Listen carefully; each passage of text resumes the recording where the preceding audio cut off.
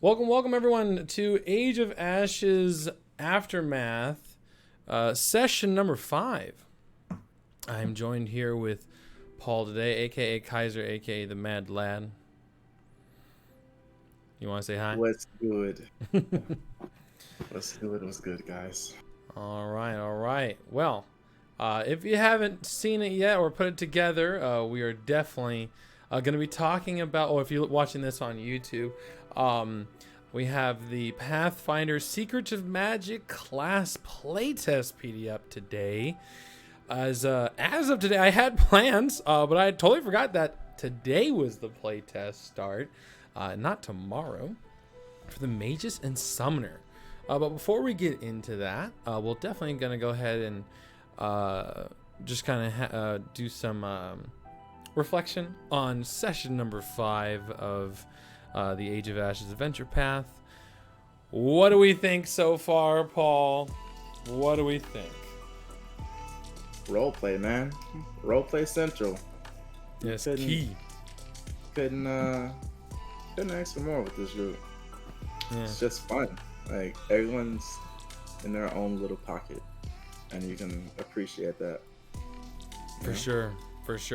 I would say, I couldn't get over. I didn't even realize it. Granted, I don't want to give away too much of your backstory in case the other players watch it, but that reading was so specific to you. It was crazy. It was crazy because he's even like, yo, royalty. Thank you. Royalty, and I was like, yo, Kaiser, you listening right now? Kaiser and Bull are just looking at each other like, yeah, that's hella specific. That's really fucking specific. I don't like any of those at all. We're gonna go now. It's time to go. That was pretty uncomfortable, but that was pretty funny because I was like, holy shit, that is incredibly specific. Mm-hmm. But no, everything else is like Rizor gambling and drinking. Oh yeah. Rizor being Rizor, man. But it's nice because like he's the lovable drunk, you know. Mm-hmm. You know. It's more like it's less of a drunk. I wonder how he's gonna do that later on too, because he's gonna want to, of course, have his drinks as a character, but this man's gonna have to identify some shit or craft, and it's gonna be like yeah. Every time you go to see him, hey, how's the crafting going? You just see like all the magical stuff, and then off to the right, you see like a bottle of booze, and you're like, you see like the shit rolling off. Of the and table. you're like, hey man, as long as that's not affecting your crafting skills, like we're good. But it'll be hilarious.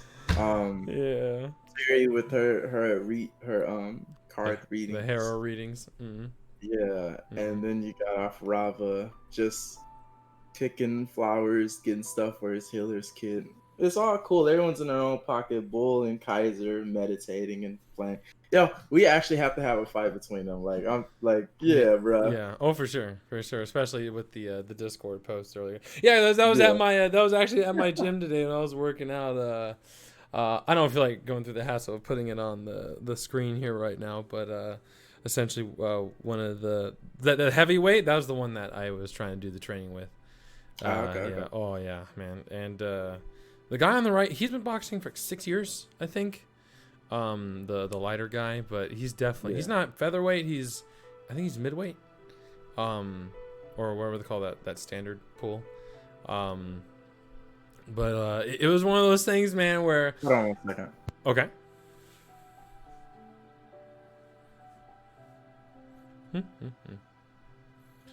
But yeah, essentially, at my gym today, I saw one of the heavyweights that I was training with last week, and this lighter fella, in really good shape. Not to say that he was light and weak by any means. And the big one definitely reminded me a lot of Bulat, and the thinner one who is really quick on his feet. It was like seeing Kaiser and Bulat in the boxing room. It was pretty entertaining. So that's what I'm referring to. But yeah, definitely looking forward to these this playtest reveal here. Lots of exciting stuff incoming. I'm back. Welcome back. Unfortunately, I am gonna have to really run out. I did not know this was coming up. No, But, you're fine. You're fine. Yeah, sorry about that, brother. No. But life is life. Life is life. Yes, indeedy. I will talk to you guys later though. But that shit, Summoner. Summoner. Dope fucking pass. All day. Summoner all day for Mr. Kaiser. All right. Well, I'll go ahead and do this myself then. No biggie. No All right then, bro. All right. You take it easy. All right. We'll go ahead and Discord clam flick off there. Flick off. Thank you. No biggie. This is stuff the GM's always prepared. Always prepared for stuff like this to happen. No big deal. So we're just gonna blow this up, and we're gonna do this, just you and I, me and you today on this podcast. No big deal.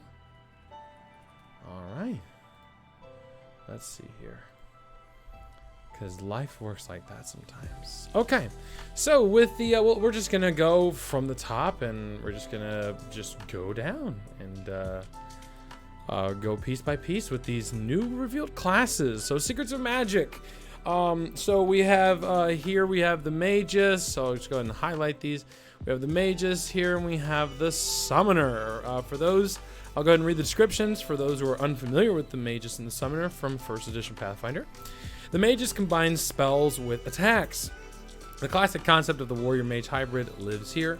The test will show whether this class outshines martial classes or spellcasters, or whether, whoops, I didn't mean to do that. Oh no, is it all messed up? How about that? Is that better? Okay, great. Or whether it balances its two sides in a satisfying way that feels special. The Mage gets fewer spell slots, though its spell slot levels get as high as a wizard's. So in 1st edition, that was the case. The Mages capped out at 5th level, is what we call the half caster in 1st edition, where you had essentially half the progression that a typical caster, like a wizard counterpart, would have. And that's no longer the case. So they're doing, you'll see you get half as many slots, and you get half as many spell levels available to you. You'll see when we get there.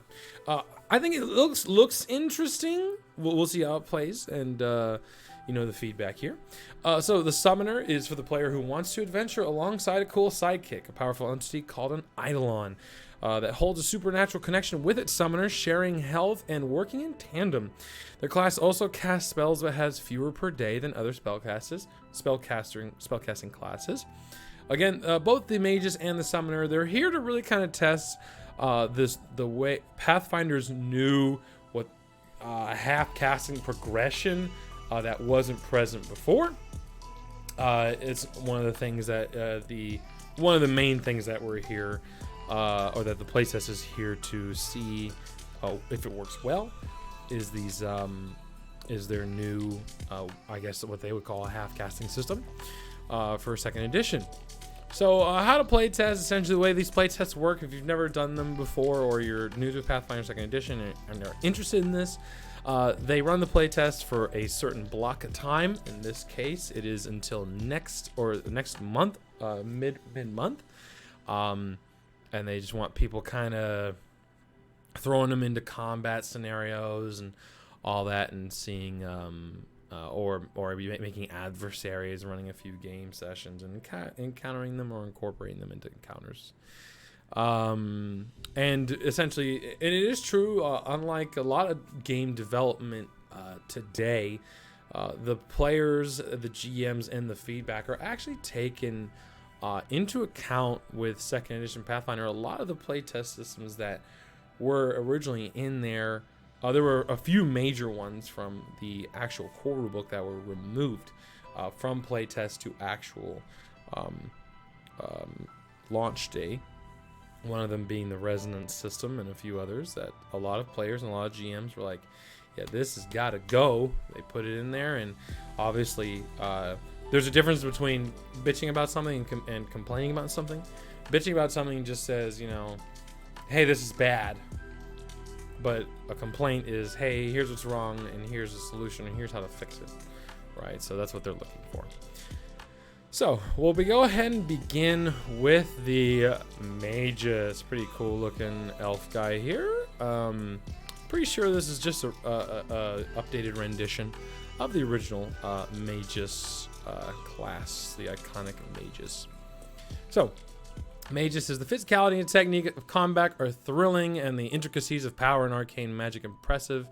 But the combination of the two is where things get really interesting. You are a polymath, schooled in both spells and strikes. A hefty spell book boasts your arcane research, and your skill on the battlefield shows how you've trained your body. Combining these two arts, you channel spells into your weapon or body to inflict on your foes with your attacks. So yes, I'll go ahead and answer that out the gate if you're curious. Yes, these guys can straight up imbue their fists with magical power, and essentially they can get martial fist from the monk and go to town if you just want to punch stuff. That's something you can do. Another reason why that would work is your key ability. We'll go ahead and begin here. Your key ability on the left is strength or dexterity, meaning that you can obviously make some monk-ish style, or you can make more that warrior style, or if you can go dexterity and go with the elf and just crack out on dexterity and intelligence. Dexterity and intelligence is going to be a really good combination. Like, elves are going to be very strong maguses, especially given the fact of their ancestry feats allowing them to tap into even more magic out the gate, cantrip wise. Because one thing you'll see later is that when you spell strike with your weapon, you can do it with cantrips too. So when you can imbue a wider pool of cantrips from other spell casting traditions and bring them in to your spell strikes, man, you can be really potent. Also on that, we have hit points, which is 8 plus your constitution modifier. So you're not as squishy as the wizards, which is just pretty crazy. Start with trained in perception, expert fortitude, trained reflex, expert will, trained in arcana, and you're trained in a number of additional skills. You go to 2 plus your intelligence modifier.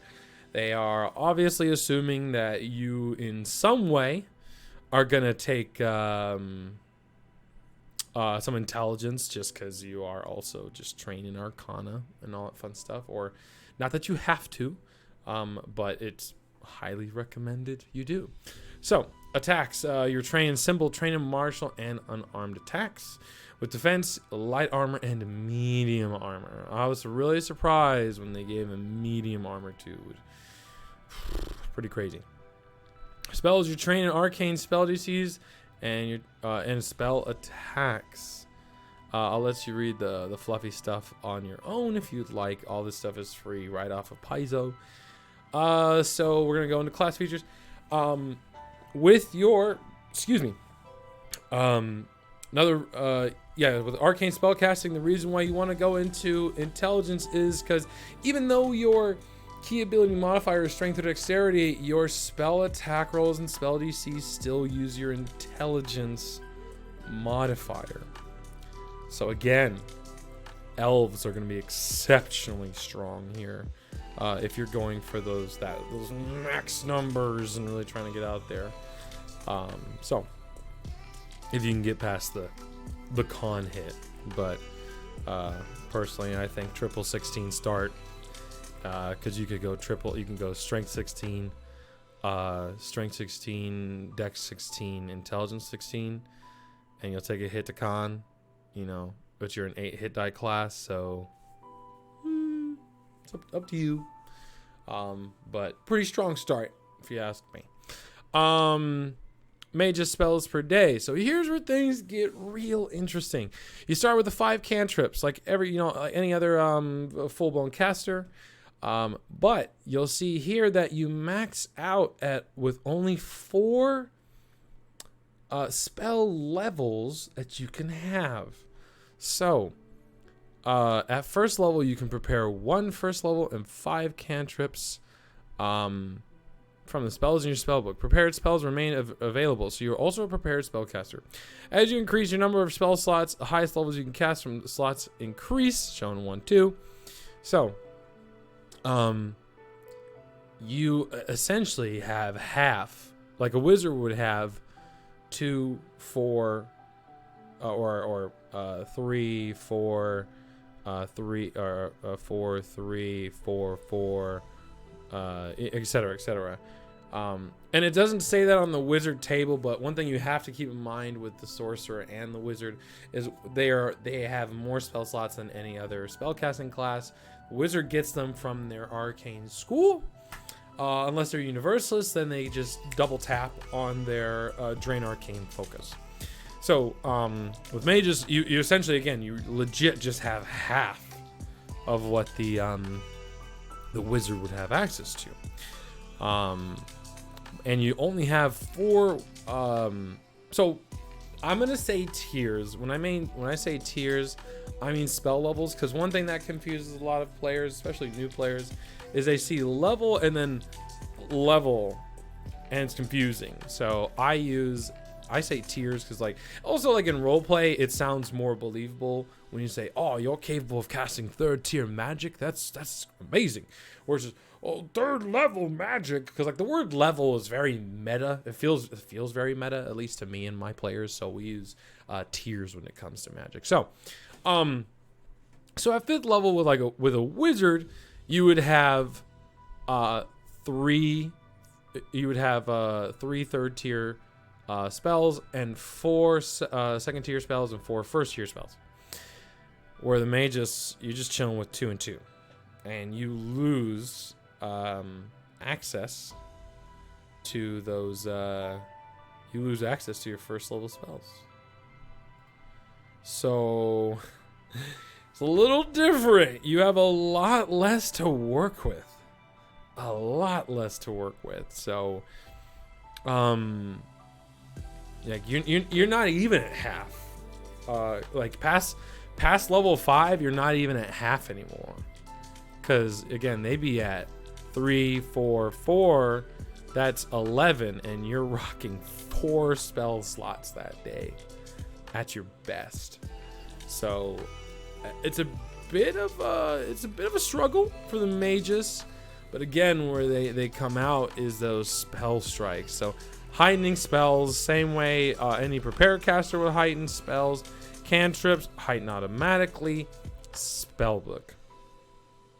Now, spellbook starts with your choice of 8 arcane cantrips, 4 1st level arcane spells. So they can, the cool part is they can learn a spell at any level. And so, like, let's go back to the table real quick. So if you're level 7, right, and you learned Acid Arrow, 2nd level spell, right, and you didn't have it before, well, you obviously don't have a 2nd level slot. But you could just say, I've learned Acid Arrow, so I can just prepare it at third tier or 4th tier. Boom. So there's that. So at least you have the ability to upgrade it, which is great. Each time you gain a level, you gain 2 more arcane spells to your spell book of any level you can cast, which is, bam, good stuff. If you have a spell book from multiple sources, such as being a magus with wizard dedication, you can use the same spell book for all your spells. Oui bon. Battle spells. These are the magus' focus spells. They're called battle spells. You learn Magus Potency, which is on page 11. I'll go ahead and save you the trouble. This focus point, so this is how they gain focus points, and the rest of this is literally just, this here is just a copy paste from any other class that has focus spells. With Magus Potency, they can, it's like a weaker version of Magic Weapon. Magic Weapon at 1st level for 1 minute gives you a +1 striking weapon on a non-magical weapon. Magus Potency gives your weapon +1, but not striking until later when it's heightened, and then +2 striking when it's heightened again, and then +3 greater striking later on. So honestly, it's good at the beginning, but by the time things are heightened, you should already have those weapons. Your weapons should already be at those bonuses. So I kind of think this is my opinion of it is it's kind of meh. Does it save you getting etching runes on your weapon? Yeah, but you're eventually gonna need to put potency on the weapon anyway, so meh. If it was just a flat +1 and then a flat +2 and then a flat +3 later on, that'd be my opinion on a change. But I say we'll see how it works out. Like I said, it saves you gold at the beginning of your adventures, but again, in terms of play testing classes, you're not doing full-blown adventures. You're just doing like these little bouts and combat sessions. So I personally don't think it's gonna have a huge impact. Striking spell. You've learned the fundamental mage's technique that lets you combine magic and martial attacks together. You gain the striking spell meta magic action from start to finish. Using the effects of striking spell is a 3-step process. First, you use the striking spell free action. Second, you cast a spell into your body or weapon using striking spell's meta magic properties. And third, you strike with a weapon or your unarmed attack and discharge that spell into your target. So, frequency once per round is meta magic concentration or concentrate. You drastically alter the spell to combine it with a martial attack. If your next action is to cast a spell, you can target one creature or object instead of casting it as normal. You place the magic into one melee weapon you're wielding or into your body to use an unarmed attack. If you hit with a melee strike using the receptacle for the spell is discharged, affecting only the target you hit. So even if you cast Fireball, it wouldn't explode anywhere. It would just hit the target. The spell still requires a normal spell attack roll or saving throw, but you do not increase your multiple attack penalty until after attempting both the discharging strike and the spell attack roll. If your discharging strike is a critical success, the degree of success is one better than you rolled for the spell attack roll or one worse for the spell target's roll for a saving throw. If you don't expend the sword spell with a strike before the end of your next turn, it is lost and dissipates harmlessly. The same thing happens if you are taking the striking spell action again, or if the weapon is used for non-melee strikes, such as a thrown weapon strike. A spell stored with striking spell cannot be discharged by anyone but the caster. That was a big free action. So, TLDR, you make a melee, so you choose a spell, cast a spell, you charge it into the weapon, make a strike. If it hits, the enemy rolls a saving throw. If it's a saving throw roll, such as like Fireball, if it's produce flame, the spell attack roll is you still roll the spell attack roll as well as, like, it's not, unfortunately, it doesn't combine it into just one roll. Reason being for that is because then the class would just be bound to one ability score. If it only took you to hit and do the spell, you would have no need for intelligence. So the reason they do that is to force the split of strength or dexterity and intelligence, which I agree with, because what would be the point? You'd just be a crack. Like, if you could just go into strength or just go into dex, like, everyone would just go and dump into one, or not dump into one, but you would just full commit to one, and you wouldn't even care. You would just have enough intelligence to cast spells, and that'd be it. There really wouldn't be any requirement past that.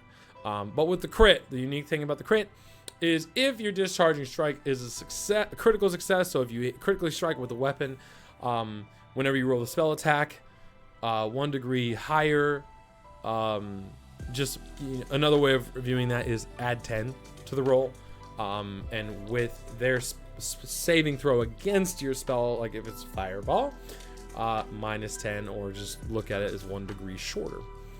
So pretty cool. If you don't expend the stored spell, that last paragraph there essentially just says if it's a miss, and you haven't used it by the end of your next turn, it just dissipates. So big issue with that is, let's say you put Fireball in there and you just have some really terrible rolls and you go to strike and it's a miss, it's a miss, or you just keep, you're just not hitting the AC.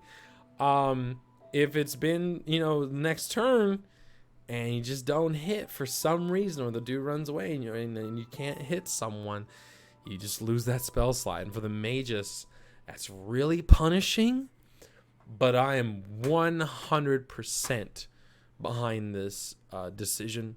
I don't think that it should just sit in there for like a minute or anything like that. I do believe that you should lose the slot. And it's not just because I'm a main GM and I don't like my players. No. Like it's a risk reward system. If you don't want to take the risk of using high level magic, or like the 4 slots you have at max available for you today or for the day, then put a cantrip in there.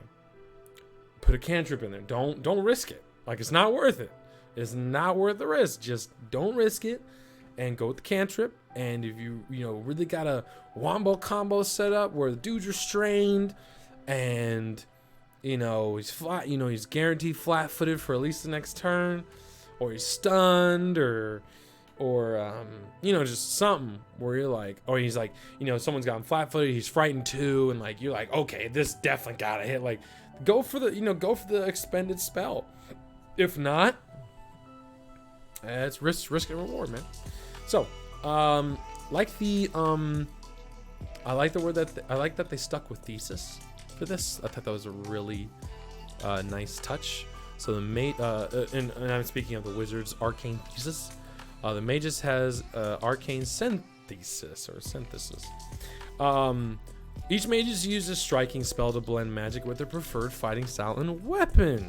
So this particular combination of styles is your magus. They should have magus synthesis. The synthesis presented in this book are as follows: the shooting star. Did you want to play a magus that has a ranged weapon like a bow or something? There you go. So now you can do the ranged weapons and do all that. If the weapon uses ammunition, the magic is delivered through that ammunition. The spell has its effect on a hit only if the target is in range of the stored spell. For instance, if you hit with a ranged attack at 30 feet, you could trigger the stored spell as if it had a range of 30 feet, but not if it had a range of 15 feet or touch. So what that means is you cannot be 60-foot shocking grasp. Nope. You cannot be doing you can't outrange a spell. Now the counter to this is if you had, let's say you dipped into wizard and you took reach spell, you could theoretically do shocking grasp, or how should I put this? Striking spell. I cast shocking grasp, meta magic, third action, reach spell, and you could then 30 feet a shocking grasp with a bow, which is pretty fucking cool. So lots of, I like the way I would personally build a magus myself is I'd go into wizard just enough to get the basic.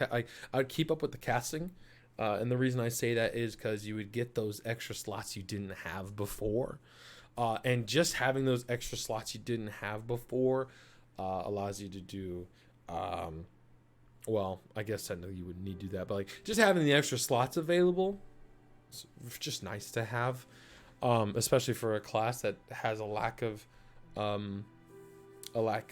spell slots. Having those any extra spell slots you can get would be, wow. And it, honestly, mages going into wizard is not surprising. That's not going to be your GM is not going to have shouldn't have an issue, because it's yeah, I want to take a little more I want to take I want to take spell casting a little more seriously. Or you can even go into sorcerer and it'd be really cool. So either way, shooting star, I tend to get off track here. So again, shooting star, ranged weapons, really cool. 2, slide casting.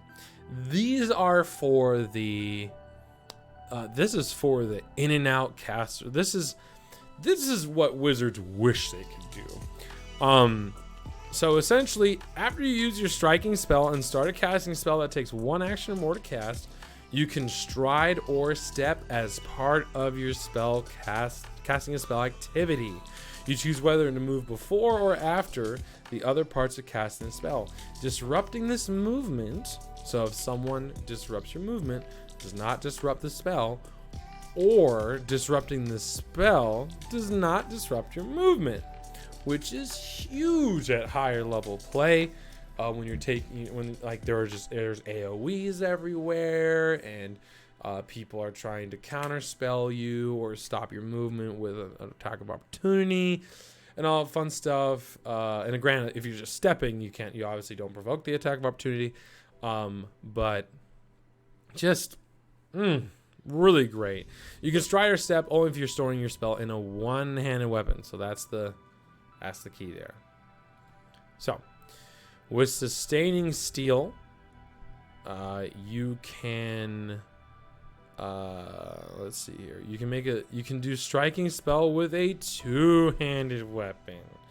And when you finish casting a spell, you gain temporary hit points equal to either twice the spell's level of use a spell slot, or its level of use a spell that didn't use a spell slot, such as a cantrip or a focus spell.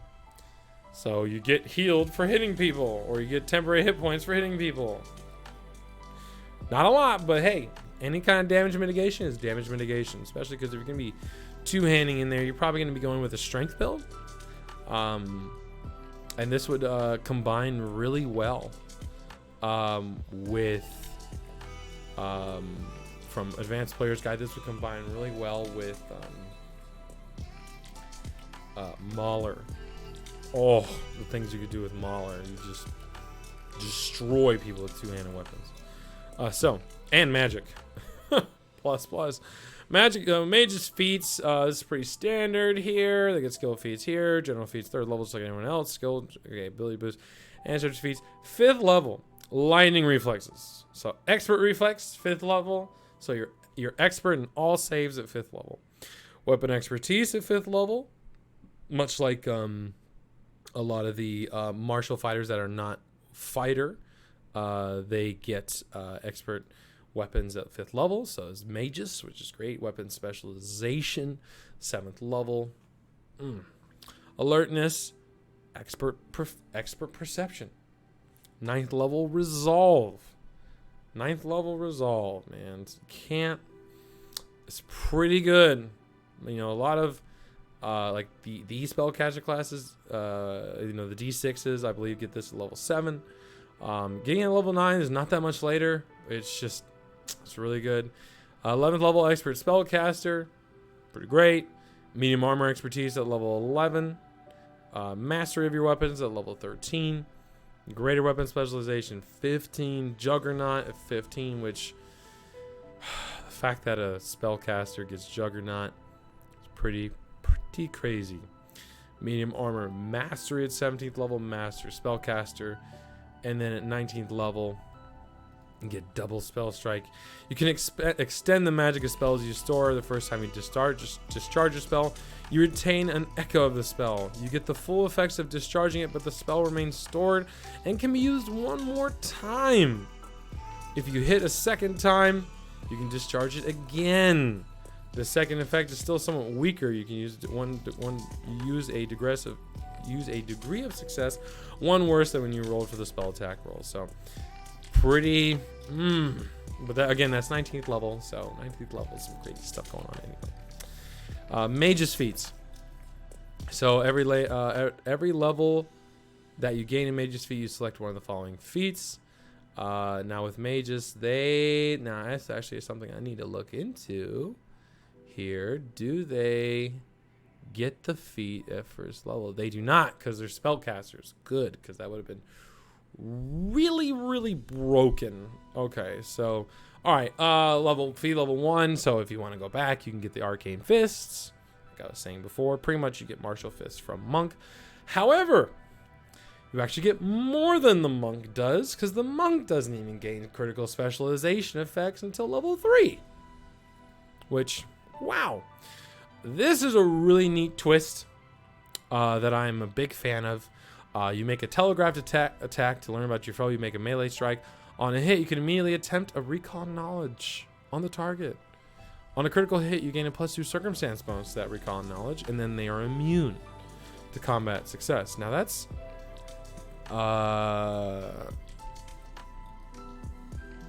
about the target. So what that means is you choose a different target, they're not immune to it. Even if they're the same type of mob, they're not immune to it. And that's if you're going by rules as written, of course. So really good. Really good. And that intelligence comes back to help you again and again. Askew materials, same as a wizard. You don't need as many. You don't need materials unless the spell really requires it and it has a value behind it. Familiar. You just gain a familiar. This is new. Raise a tome. Pretty cool. You raise instead of raising a shield, you essentially have like a metal binded book, and you can legit block with your shield. You hover in the air and it functions like a shield. You just boink, you block it, which is pretty cool. And while you have the book raised, you gain a +1 circumstance bonus to AC and to recall knowledge on a subject relevant to the book, which is interesting. So like the tome is literally open, and let's say you're fighting a construct, you can be like, yo, what do I know about this construct? Boom, boom, boom, which is pretty interesting. If you're a master in this skill, that you use in your recall knowledge, the bonus is +2 instead. So pretty neato. Unfortunately, the issue with Raise a Tome that I have is a lot of the feats require either one hand open hand or like two-handed stuff. So it's kind of like it very specific build, unfortunately, with that. And it's such a great start, and I'm not saying they dropped the ball on it. It's cool, but they don't expand on it in the later feats, which I'm kind of sad about. So enhanced familiar, just like wizard. Spirit sheath, they're pretty cool. You've magically constructed an extra dimensional sheath for your weapon, typically accessed through a pocket, sleeve, or clothing seam. This sheath is hard to notice, granting a +2 circumstance bonus to your stealth checks to conceal an item within it. A spirit sheath can only hold one weapon at a time, and the weapon must be of one bulk or less. You can draw or return a weapon in a spirit sheath as an interact action, as can anyone else holding the object bearing the sheath. When you cast a spell affected by striking spell, you can draw the weapon from your spirit sheath into your hand or hands as part of the cast a spell activity, storing your spell within the weapon. So you could actually, pretty much, you have cartoon mallet space. You can just, literally have a weapon up your sleeve, pull out a longsword out of your sleeve. It's pretty wild stuff. Really cool idea. Love it. 4th level, Bespell Strikes. This essentially works like Bespell Weapon, and it only works if you use a non-cantrip spell. It does an extra d6 damage based on the school that you're using to cast the spell. This is, again, I feel like Bespell Weapon and Bespell Strikes has just, again, been really meh. I haven't homebrewed it into my game or any of my games that I play. I feel like the 1d6 damage of a type, depending on the school, should be 1d6 per, or 1d6 and then how to put this, it should be 1d6 if the weapon has a striking rune on it. Like one of the requirements should be the weapon has a striking rune, and you've just and your most recent action was to cast a non-cantrip spell. Now stick with me here. If it was 1d6, if the weapon had to be striking, then it was 2d6 if the weapon was greater striking, and then 3d6 extra damage if it was major striking. Now we're cooking with cocaine. Now we're talking, right? Because now that's actually scaling, and like that's the thing is they try to keep too much scaling away in feats, because then people obviously just pick the scaling feats, but there's a lot of scaling with these newer classes, so I don't understand why they didn't make the mages out of all classes should have a feat like that. That allows them to become more powerful as they again their weapon and all that becomes a more potent weapon. So why shouldn't their their spells deal more energy and stuff like that? So anyway, that's just my personal opinion. And not only that, it's not like you can just cast the same spells all the time. If it's if you're going, oh, I'm going to go necromancy. Well, if you're fighting undead, congratulations. You keep healing the enemy. Good job. So, like, you can't just go around just casting whatever you want. You still have to be cognizant of it. So, I think Bespell weapons and Bespell strike should scale, but that's just me. Spell parry. Pretty cool. And this is what I'm talking about with the Raise the Tome. Requirements: you're wielding a single one-handed melee weapon, and you have your other hand or hands free. You can parry with both physical and magical assaults. You gain a +1 circumstance bonus to AC and to saving throws against spells that target you until the start of your next turn, as long as you continue to meet the requirements. So here so now Raise the Tome already falls off, because Raise the Tome gives you +1 to AC and +1 to recall and knowledge. Now, would you rather have +1 to recall and knowledge, or +1 to saving throws, as well as that extra bonus to AC? It's not even a question, unless you're playing like a lore master, right?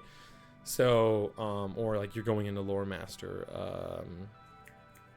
archetype, right? So, kind of falls off. And spell parry later, you can see here if you're looking down here, spell parry later becomes capture spell, which the tome doesn't get a bonus. Man, like they could have really done some cool stuff with the. I really kind of feel like they should either trash it and replace it with something, or give it something later down the line that makes it really worth it. Steady spell casting, same stuff we've seen all the time. I feel like steady spell casting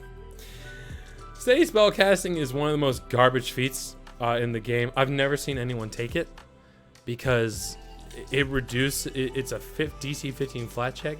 You only have a 20% chance to sustain your spell.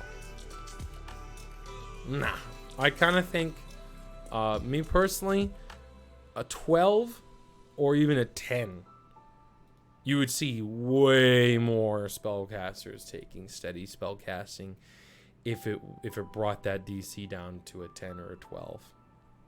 Because at least with a 12, you can be like, it's realistic. At least I have a 40% chance, right?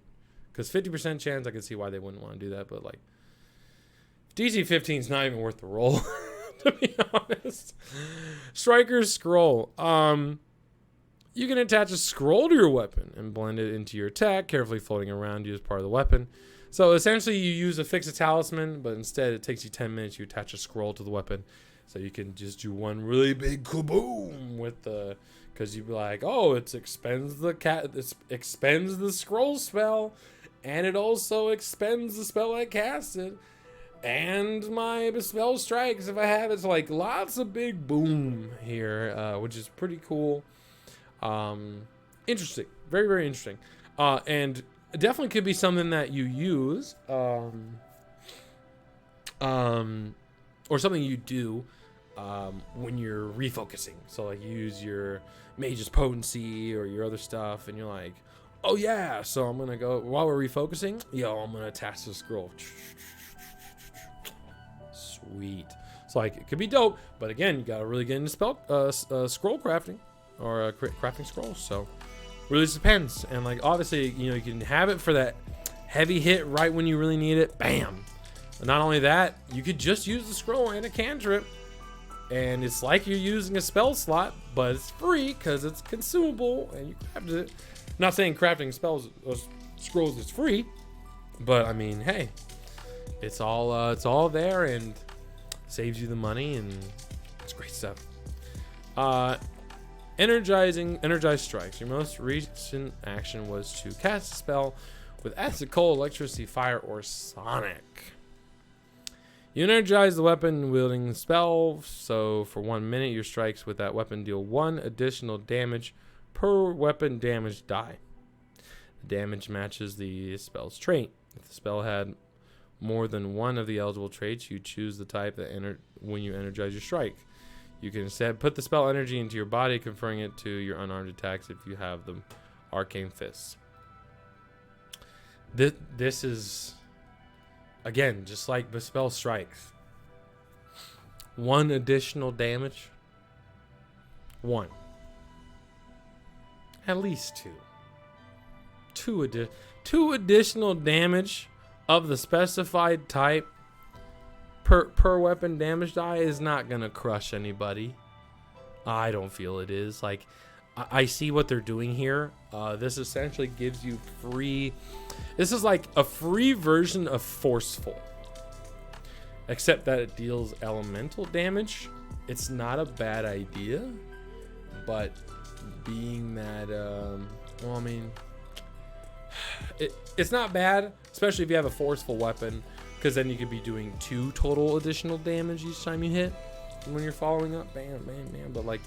But based on your action economy, if you're expending a cantrip almost every, you know, if you're expending a cantrip and slashing, it may not be worth it. So it's like, I'd have to see it in play. Although I only see the 2-hander mages is going with this.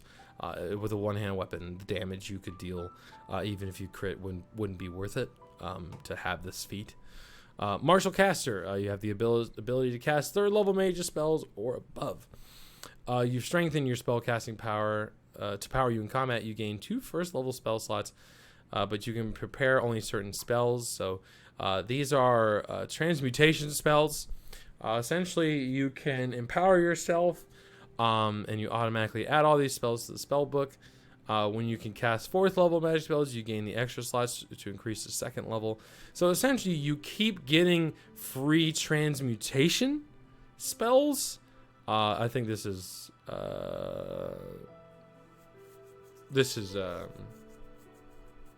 oh goodness, abjuration. Like, yeah, resist is abjuration. But like a lot of these are like enhancing your body's mobile capabilities. So it's not bad. Again, it's not bad. Definitely gives you some more utility, which I really like. This is, I would almost say it, necessary for mages. Very, very useful because you get free slots. So that, you know, when I was saying earlier with the whole wizard counterpart, this might be your solution. So, spell countermeasures, focus pool. You learn spell countermeasures, increase the number of your focus points to school by 1. So we'll go ahead and check those out real quick. All right, so spell countermeasures, reaction somatic. You are targeted by a spell or an area of a spell. You quickly react against the triggering spell. You gain a +2 circumstance bonus to AC and saving throws, and you gain resistance 5 to that spell's damage. Now, there's something I actually need to check, because this might actually bring the book back into play. Okay, circumstance bonus. Let's check the... Okay, both of these are circumstance bonuses, so both would stack. So spell parry would stack. So if you had that spell parry ready, or the tome ready, where they put the tome at, you would have the bonus to AC would be the same, and you would have, where is it at here? I don't mean to make you go blind here. So you would have where is it at?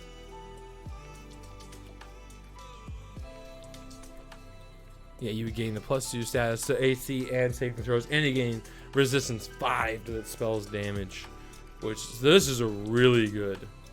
Because even if you don't have, like say you're going two-hander, it's really great for the two-hander too. So all around, just pretty tough decision between Martial Caster, and so 6 is a tough one. 6 is a tough one. All right, 8th level. This is the big boy. So, well, second to big boy, I guess. Capture. Whoops, didn't mean to do that. Okay.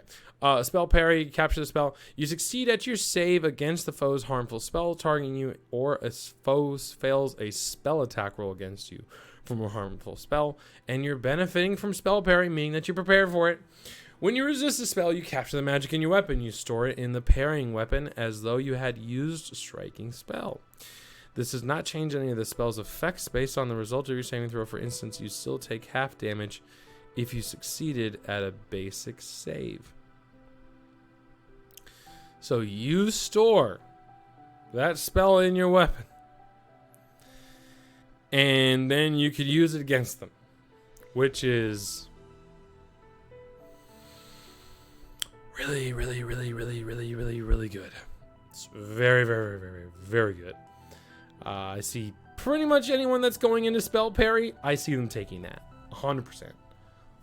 So standby spell. One spell is your favorite combat technique and you've practiced it enough you no longer need to prepare to cast it. Choose a spell in your spellbook that you could use with striking spell that is no higher than the highest level slot you have. You can cast this spell without having it prepared ahead of time by expending a spell slot of a sufficient level to cast it. So this essentially allows you to be somewhat spontaneous. It's kind of okay. Now, big difference between Sorcerer Wizard and the mages here. Sorcerer Wizard, as soon as they can have their third spell slot, is level 10. Mages can do it at level 8. Because if they took it at 6 up here, spell countermeasures, and then they took Runic Impression, that's their third focus point. Level 8, which is, I don't know about that. It seems pretty strong. So Runic Impression, let's go ahead and check it out. Runic Impression, 1 action somatic, evocation, range touch. You or one weapon you're wielding, 1 minute. Your unarmed attacks or your weapon gain the benefits of a weapon rune you choose when you cast a spell. Corrosive, flaming, frost, ghost touch, shifting, returning, shock, or thundering. They forgot an I there. If the spell would give a weapon more property runes than its normal maximum, one of the existing property runes is suppressed until the spell ends. For unarmed attacks, if the spell would give you more property runes than you could have on the hand wraps of Mighty Blows, same thing. If cast on a weapon, this spell ends if you cease holding the weapon. At 17th level, you can add Keen to your list of runes. That's pretty good. Keen, for those unfamiliar, means you crit on a 19 and a 20. Or it's considered a natural 20. Natural 19 is also considered a natural 20 for automatic critical success, which is pretty good. So, pretty good one there. I feel like the focus spells are, I'd say other than the beginning one, the focus spells are really solid. So definitely something I would go if I was going with the bow or I'd say all three of them work pretty well. I take that back. Spell swipe. This is definitely for the two-handers. You strike. You take your second attack. Your first multiple attack penalty. So -5, -4. And you make one attack at both. You make 2 attacks at the -4, the -5. If both hit, you hit both with the spell you had slotted in there. So this allows you to literally cleave with spells attached to the weapon, which is pretty great. 10th level. This is the big one here. Cascading Ray. You discharge a spell sword that deals acid, cold, electricity, fire, negative, positive, or sonic. Magical energy overflows from your striking spells, spilling out to extend beyond the creature you struck. This overflowing energy creates a ray targeting a creature within 60 feet of the creature you just damaged. Make a spell attack roll against the new target, applying your multiple attack penalty normally. On a hit, the creature takes the same damage if the spell of one of the triggering types double on a critical hit. So it says Cascading Ray. You can pretty much look at this like a spell echo. So example, let's say I have Produce Flame, which is a ranged fireball attack, range 30 feet. You go, bam, you hit him with it. Or let's use Ray of Frost, 120 feet. So I strike the enemy in front of me. I can literally choose another one, shoot it again. As part of my reaction, I can cast the spell again. Creature up to 60 feet away that I've damaged. Oh, yeah, no. So, I'm sorry. As a reaction, it's the same one. I'm sorry. The 60 feet threw me off. Yeah, so sorry. I hit the person with the attack. I use my reaction. I make another attack with the multiple attack penalty modifier or multiple attack penalty. And it can hit again. So if it has multiple types of damage, you just choose one. But man, it's pretty crazy. Comet spell. You ever wanted Ray of Frost to go through people like Ray of Frost probably would in real life? Now it does. So if you're the shooting star mages, you make a ranged attack with your bow or whatever you use. I see most people using a bow here. Use a bow and it hits all creatures on the way. So pretty great. You create a trail of magic energy that flows from your target back to you. Each creature in a line between you and the target, not including you or the target, takes force damage equal to the spell's level. So, and it doesn't say anything about it being non-cantrip.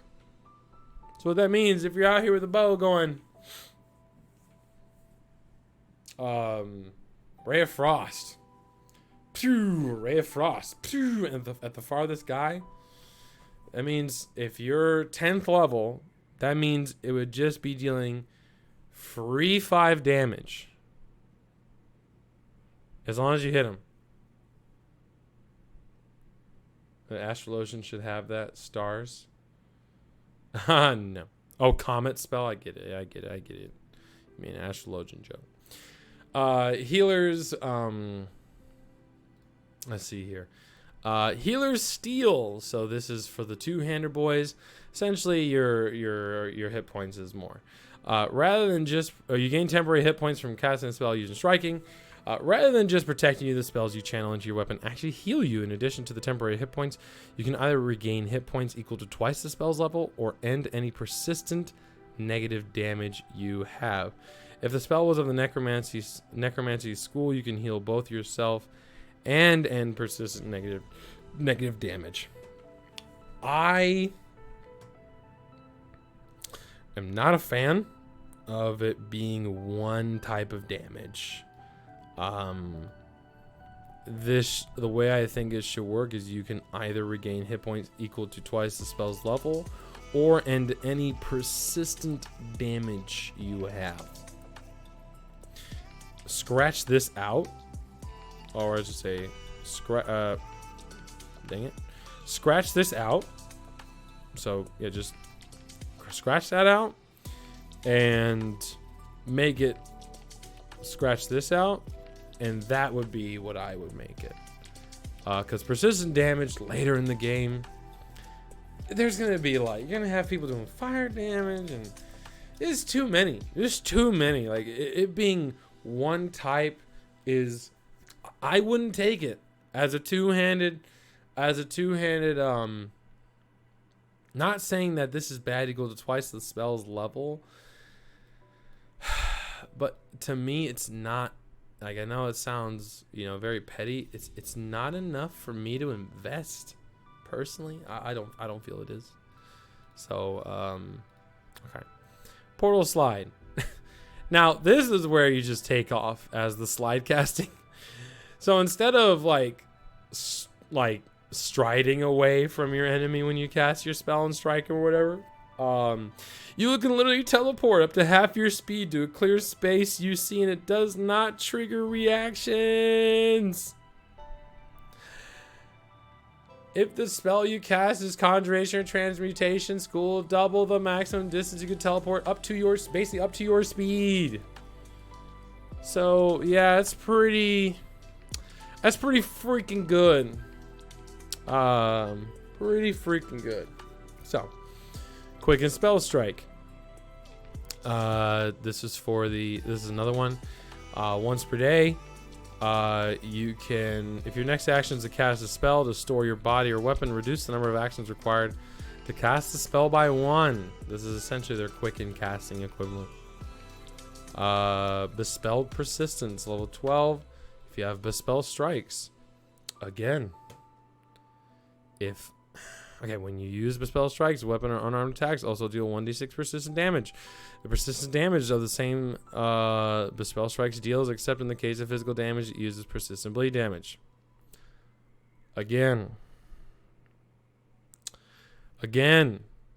if this was 1d, I'd lower this to 1d4, but make it to where it's 1d4 per 1d4 with striking, 2d4 with 1d4 base, 2d4 with striking, 3d4 with major striking, greater striking, and then 4d4 with major striking. Because then people are going to take it. Like, it's just not worth it, man. It's just not worth it right now. It's just not worth it. Magic Sense. You gain a 6 sense. This is it's magic sense like anyone else has it. Or anyone else that has a magical sense. It's pretty much arcane sense. But you can get it as a feat. Overwhelming. Basically, I would just go get this in the skill feats. It's not worth it. Personally, I don't think it's worth it. Overwhelming Spell Strike.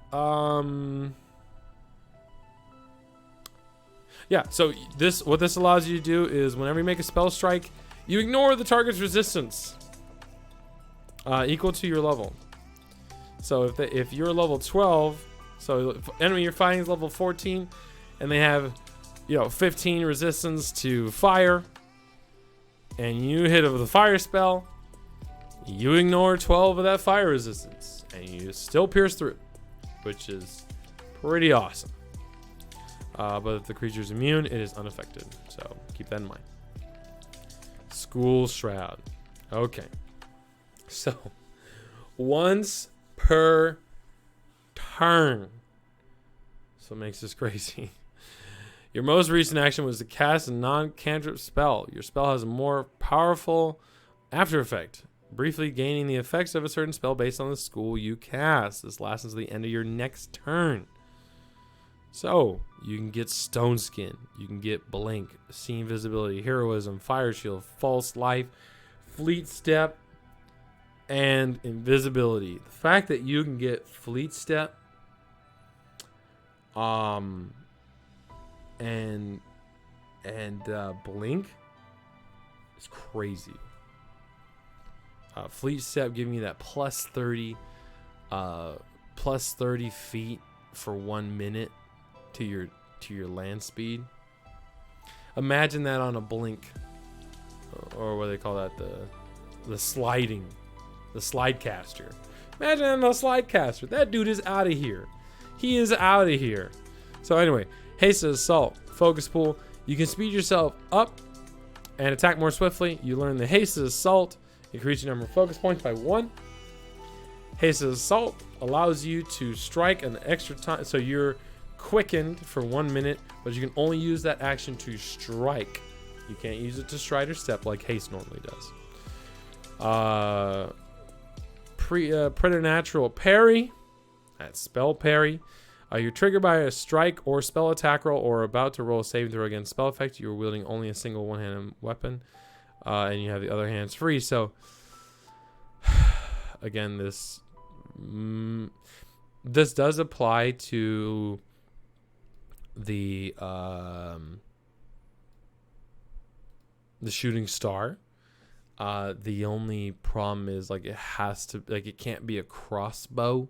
It would have to be a bow, because bows are considered 1+ handed, meaning that if you're not actively using the weapon, it's only considered one-handed. So it's kind of like, eh. And then with preternatural parry, a lot of people would say, oh, the two-handers can't use this. Well, no, they actually couldn't. Never mind. You're right. Yeah, a single one-handed melee. I thought it was a single melee weapon.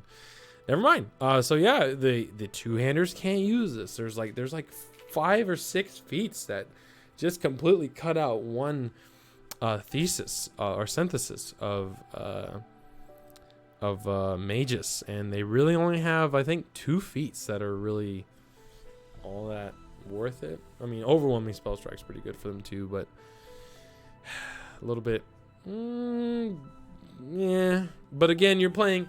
Magus was never intended to do two-handed, so again, you're already choosing to go very niche, so understand that it's gonna be niche.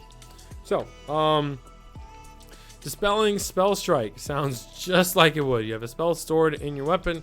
The strike discharges the stored spell, and you also attempt to counteract a single spell of your choice active on the target. The counteract level of dispelling spell strike is equal to the level of the stored spell, and the counteract check modifier is the standard modifier. So, good stuff.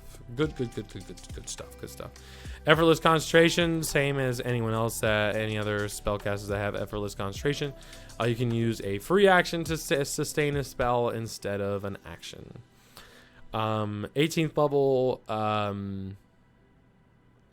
What this does with second chance strike, you can attempt to let me see. Yeah, so if the target takes no damage, so let's say you hit them with the weapon, but you miss with the spell attack roll, you don't lose it, or normally you would. So what this does is until the end of your next turn, like normal, because like the way it would work before this is, if you miss with the weapon, obviously you miss with the spell too, or the spell doesn't even trigger with the striking spell. Where normally before this feat, if you were to strike and hit, and then roll the spell attack roll and miss, you just miss the spell. Boom, right? If the spell has a spell attack roll, or let's say you're like, oh, okay, I hit with it. It's fireball. He has to make his reflex saving throw. Critical success. He takes no damage. Wonderful. You still lose the spell. Where with this, until your next turn, it's still stored in that weapon. You hold control of it better, and it doesn't just expel from the weapon. You could try again, which is pretty good. It's pretty good. Versatile spell strike. You can channel the entire realm of possibilities of your spellbook into one attack. Once during your daily preparations, you can use a spell slot to hold that infinite potential rather than using it to prepare a spell. When you use your striking spell to alter a spell, instead of casting a prepared spell, you can expend a spell slot to cast any spell from your spellbook that's at least 2 levels lower than the slot that you used. The spell acts in all ways as a spell of 2 levels lower. If you do not have any particular spell prepared in that slot, you don't have any particular spell prepared in that slot until you cast it. Because of the limited spell slot capacity of the mages, I never, ever see anyone taking this. Just because you max out with 4 spell slots. You need every one of those spell slots to cast what you need to cast. And not only that, there's no reason not to cast that spell at a heightened level. Because let's be real, the mage is going to be using damaging spells for the most part. They're going to be using damaging spells. And they're not going to be there to be doing all the crowd control and CC. That's what the full casters that have slots, all those extra slots they have, that's what the main full, what I would call like full casting classes are going to be doing. So your druid, your wizard, your sorcerer, your cleric, you know, all that, like they're going to be using all their extra spells. Like they're going to have all those low level spell slots they're still going to be using because it uses your save still, so they're still gonna be casting fear.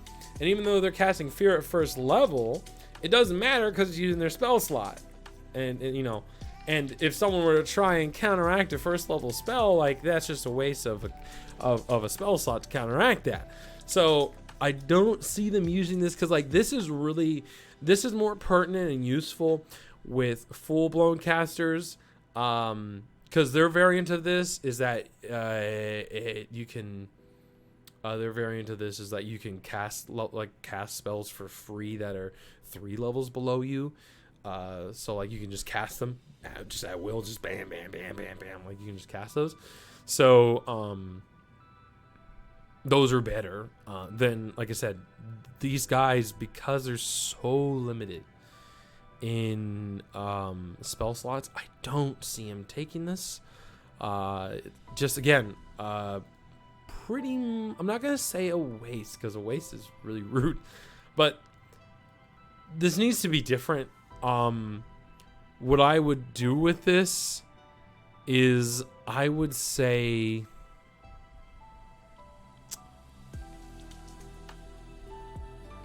you could sacrifice a spell slot to gain 2 spell slots of 1 level lower. So let me explain what I mean, because we're at level 18 at this point, right? So we're at level 18. Let's just imagine this. You're level 18. You still only have 4 slots for the day. But if you were desperate enough, you could tag one of those. So I kind of do this like spell blending. So where you can say, you know what? I'm going to burn one of my slots here to give me 2 here. And so now I at least have 5. Because like they're gaining more slots. You're getting an additional slot. Even though it's not your highest level. Like 7th tier spells are still going to be hitting really damn hard. So I think that sacrifice would be worth it. I would call it, you can just call it something corny like, I would say you could call it something corny like, sacrificial, attunement, or sacrificial preparation. There you go. Or sacrificial preparation, or blended preparation if you want to go with a wizard theme for it. Blended preparation. And you'd be like, oh snap, this dude could have 5 spells now? It's a lot better than the 4 he's had this whole time. And it would make sense because we're level 18. We're starting to get up there. Like we're not even starting to get there. We're up there at 18th level. So like it wouldn't be all that crazy to think that mages at this point in time could at least, have access to a little more, just a little more. Adding one more spell slot I don't think would be too devastating. And last but not least, 20th level, Supreme Spell Strike. You've made it almost effortless to cast striking spells. You are permanently quickened. You can use your extra action only to strike with the unarmed attack or weapon storing the spell. This would stack with Hasted Assault, making you quickened 2 for 1 minute.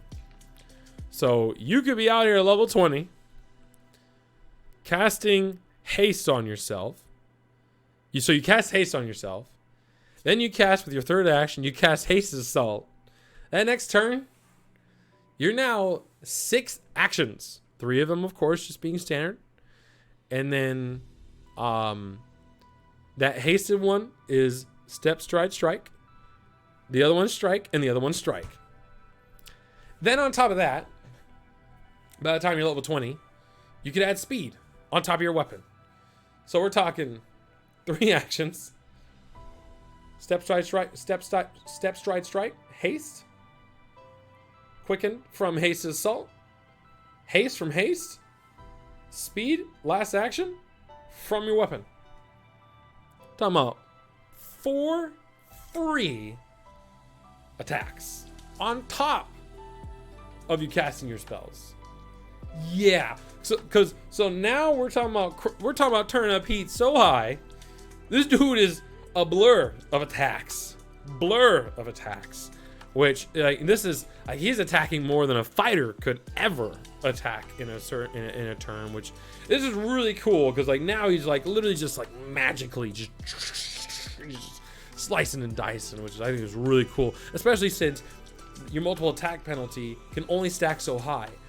I definitely see this being used with the 2. Well, I'd say all 3 actually. I take that back. But this one here is going to be the tough pick for the 2-hander. 3 actions. Everyone within your reach is now taking a hit from that striking spell. So, let's do some math. There are 8 adjacent squares around if you have 5-foot reach. That's if you have 5-foot reach. If you're using a reach weapon, you're using halberd, glaive, long spear, simple weapon. I don't know. It's your game. There's your character. Those reach weapons, we're talking about. What was that? 6? No, it's not 16. It's more than 16. I think it's 22. Well, let me think. So it'd be up 1. So 5 by 5. 24 enemies within your reach. And that's if you don't enlarge yourself. If you enlarge yourself, your reach weapon now is 15 feet. So 15 would be up 3, 7. You have 48 squares you could attack in 3 actions and apply that strike. Whoo! Yeah, we're talking about some major damage.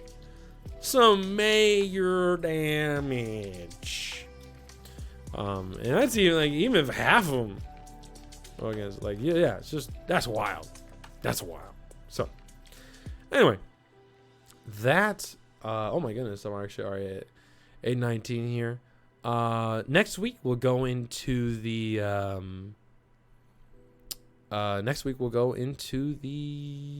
summoners. So I'll go ahead and leave the screen here. You can see the adorable little summoner and little draggy. So cute.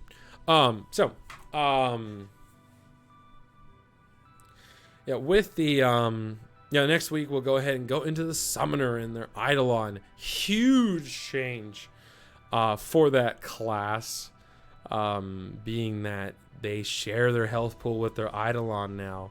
They're the only caster that has a D10 or a 10 hit dice or 10 hit points per plus Constitution per level. They're the only caster that has that, but that's because they share their health pool with their summoned creature now, which really changes things. Because the way the summoner worked in first edition, they would always just send the Eidolon out, and the Eidolon was like, yeah, whatever, I'll just summon him back if he dies, no big deal. It just takes him a minute and bring it back. Not anymore. Because now that thing's health is your health, so... So, but we'll get into that next week here on Aftermath. I might put it up early before next week, so be sure to check out the YouTube. Be sure to check out our Discord, as well as our podcast on Podbean, which this will also be on. And I, tell your friends, if they can't, watch a Twitch stream or wherever, like people got things to do, and I understand that. So, based on the viewership of the Age of Ashes Aftermath, though, as of next week, we will not be doing this on Twitch anymore. Again, it just seems like people are really busy doing what they do, and that's fine. I will probably, I would say, we'll still be recording content on Wednesday, uploading it Friday as normal. But it'll just be, how I put this, it'll be YouTube, and it will be podcasted as well, and it will not be streamed live. So with that, thank you for joining, or for listening, or for watching on YouTube after this goes live, or watching this on Twitch after this goes live too. We really appreciate that. And hope to see you Sunday. And again, thank you for watching, and we'll see you then.